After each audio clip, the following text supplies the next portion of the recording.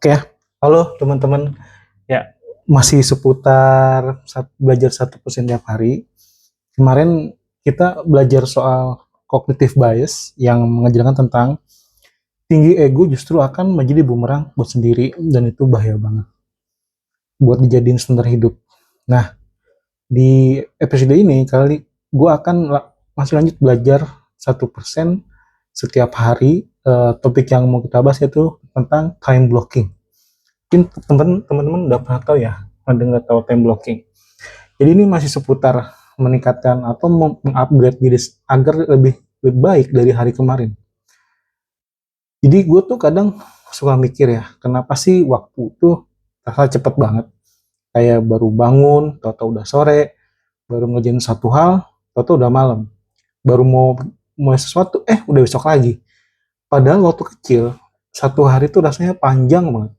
Bisa main, bisa tidur siang, bisa nonton TV, dan masih sempat bengong liatin langit di sore hari. Tapi sekarang kita bangun nih, udah buka HP, terus tiba-tiba udah malam aja kan, kayak waktu tuh nyelip di sela-sela layar. Pernah nggak sih lo ngerasa seperti itu? Bukan karena malas ya, bukan karena lo nggak niat, tapi karena lo ngerasa kayak kehilangan kendali atas waktu. Lo sibuk tapi kosong, capek tapi nggak jelas hasilnya apa. Dan yang paling nyakitin, lo ngerasa hidup lo tuh penuh tapi nggak terasa berarti. Gue juga dulu kayak gitu, bangun pagi langsung buka pesan, balas chat, buka email, buka dashboard, meeting, terus tiba-tiba jam 5 sore. Dan gue tanya ke diri gue sendiri, apa aja yang gue lakukan seharian ini? Dan jawabannya adalah banyak. Tapi yang penting hampir nggak ada. Sampai satu hari, gue baca satu kalimat sederhana banget. Dia bilang gini, kalau lo nggak atur waktu, orang lain yang akan atur waktu. Dan itu kena banget di gue. Karena ternyata setiap kali gue bilang sibuk, yang sebenarnya maksudnya adalah gue lagi dikejar waktu. Dari situ gue belajar tentang konsep sederhana namanya time blocking. Tapi waktu itu gue nggak langsung ngerti apa sih maksudnya time blocking itu. Karena di kepala gue, manajemen waktu itu ribet. Ribet banget. Kayak orang yang hidupnya kaku, penuh alarm dan to-do list aja gitu setiap hari. Padahal ternyata bukan soal kaku. Time blocking itu justru tentang kedamaian. Coba lu bayangin seperti ini. Waktu lu buka, waktu itu bukan garis lurus dari pagi ke malam, tapi kayak kotak-kotak kecil yang bisa lu isi dengan sadar. Ada kotak kerja, ada kotak buat istirahat, ada kotak buat mikir, ada buat diem atau nggak ngapa-ngapain. Dan tiap kotak itu punya makna sendiri. Kalau lu isi dengan penuh kesadaran, hari lo itu terasa utuh. Tapi kalau lu isi dengan reaksi, hari lo tuh hilang begitu aja, men. Dan gue mulai pelan-pelan, gue coba bagi hari gue ke beberapa blok waktu. Kayak jam 8 sampai jam 10 gue cuma ngerjain hal penting, tanpa buka HP, tanpa notifikasi. Jam 10 sampai jam 11, gue coba buka pesan, email, chat, atau yang lainnya gitu kan. Jam 11 sampai jam 1 siang, gue makan siang sambil jalan atau refleksi. Jam 1 sampai jam 3, itu di pok kedua gue. Habis itu meeting, karena setiap klien gue jadwalkan di sore hari. Lalu jam 4 sore, gue coba tutup laptop. Awalnya sih susah banget. Tangan gatel, pengen buka HP, karena notifikasi nggak pernah berhenti. Ada aja gitu, entah WhatsApp, kerjaan, atau yang lainnya. Dan otakku tuh penuh multitasking. Dan gue ngerasa kayak gue tuh kehilangan kontrol. Tapi makin lama gue ngerasa ada sesuatu yang berubah. Gue mulai ngerasa tenang, kayak waktu nggak lagi ngejar gue, tapi jalan bareng gue. Sibuk ya iya, tapi nggak lagi panik kayak dulu. Dan buat pertama kali dalam hidup, gue bisa bilang gue tahu hari ini gue hidup dengan sadar. Itu esensi dari time blocking sebenarnya. Bukan sekedar nyusun jadwal aja, tapi bikin batas antara fokus dan gangguan. Lo kasih ruang buat mikir, buat kerja, buat istirahat, dan buat enggak ngerasa bersalah waktu lo istirahat. Dan lucunya lagi, dulu gue pikir makin sibuk tuh makin produktif. Ternyata makin sibuk makin kehilangan arah, dan itu real. Karena kita sering terjebak di kesibukan palsu. Kayak balas chat, ikut meeting, buka email, tapi nggak ngelakuin satu hal pun yang benar-benar mendorong kita buat kita maju. Time blocking itu bukan tentang kerja lebih lama, tapi kerja lebih terarah. Dan yang paling gue pelajari, ketenangan itu bukan hadiah sebenarnya, men. Dia hasil dari struktur yang sadar. Lo nggak bisa nunggu hidup lo tenang baru ngatur waktu. Tapi lo harus ngatur waktu dulu, baru hidup tenang lo akan datang.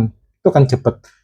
Kadang orang bilang ke gue nggak suka jadwal, tapi gue pengen hidup lebih fleksibel. Dan gue bilang justru karena pengen fleksibel, lu tuh butuh yang terstruktur. Kayak sungai, airnya bisa mengalir bebas karena ada tebing yang membentuk alurnya. Ya kalau enggak, ya dia bakal banjir dan hilang arah dong pastinya.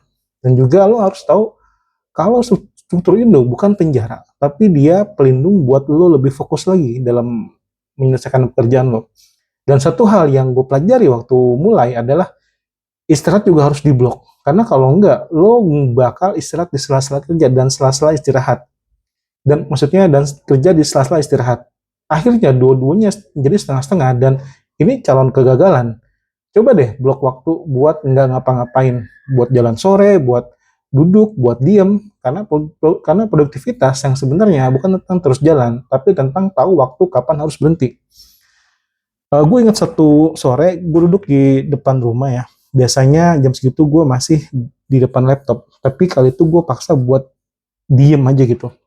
Angin sore lewat pelan, ada suara burung, ada orang bakar sampah, dan gue sadar saking sibuknya gue udah lama nggak lagi denger dunia.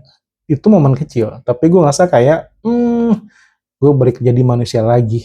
Dan mulai hari itu gue nulis satu kalimat di jurnal gue, waktu bukan untuk dikejar, tapi waktu untuk diajak kerjasama. Dan setiap pagi gue baca kalimat itu berulang-ulang, bukan buat gaya-gayaan ya, tapi buat reminder diri, gue nggak lagi mau jadi budak waktu, gue mau jadi temannya waktu.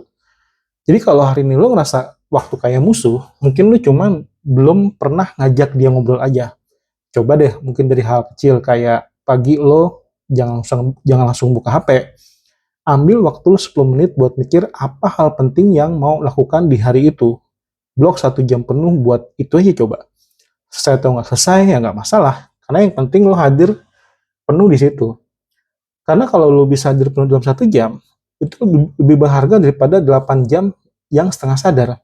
Dan lama-lama lo bakal ngerasa waktu itu nggak lagi menakutkan dan dia nggak lagi nyerang lo, tapi dia mencoba ngelindungin lo. Karena lo udah tahu caranya ngomong bahasanya yaitu bahasa kesadaran.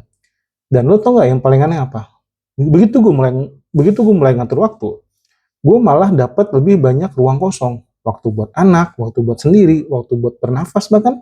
Dan gue baru sadar, dulu waktu gue penuh dengan bukan karena kerjaan banyak, tapi karena perhatian gue bocor kemana-mana, men.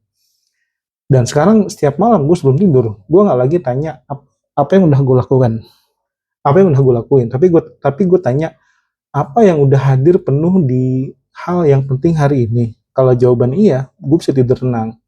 Bukan karena semuanya selesai, tapi karena hidup gue nggak lagi dikejar-kejar. Dan time blocking itu buat gue eh, time blocking itu buat gue bukan teknik produktivitas, tapi dia itu semacam spiritual practice, sebuah cara buat belajar hadir di waktu, di pekerjaan dan kehidupan. Dan tiap kali lo belajar hadir, lo belajar tenang. Karena tenang itu bukan lawan dari sibuk sebenarnya. Tenang itu adalah hasil dari kesadaran. Dan coba deh mulai besok, ajak waktu buat kerjasama. Jangan dikejar sih waktu itu. Ajak duduk bareng, ngopi bareng, dan bilang pelan-pelan, hari ini gue mau ngakuin hal yang penting dalam hidup gue, di waktumu. Dan hari ini, 1% lo bukan tentang lebih kerja keras, tapi lebih kerja sadar, karena waktu bukan musuh yang harus dikalahin, tapi sahabat yang harus dijaga. Dan kalau lo bisa belajar itu, satu hari nanti, lo gak cuma punya waktu, tapi lo punya kedamaian dalam waktu.